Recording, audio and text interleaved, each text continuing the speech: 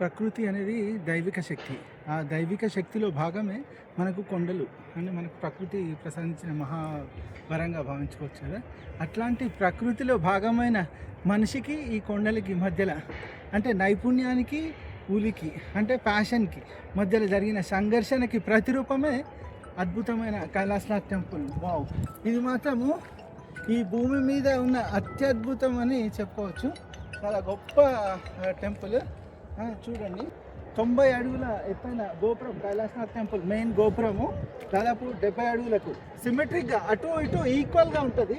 ఇది మొత్తం అంటే మధ్యలో నుంచి కట్ చేస్తే మొత్తం మీరు ముందటి భాగం నుంచి చూస్తే ప్రతిదీ కూడా సిమెట్రిక్గా ఉంటుంది అన్నమాట. సగంకి అటు ఇటు సిమెట్రిక్గా ఉంటుంది.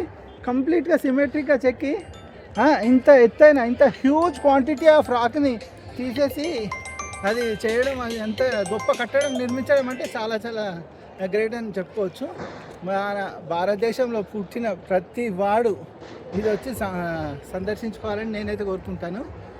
తప్పకుండా ఇట్లాంటివి చూసినప్పుడు మనకు తెలుస్తుంది మన పూర్వీకుల గొప్పతనం గురించి.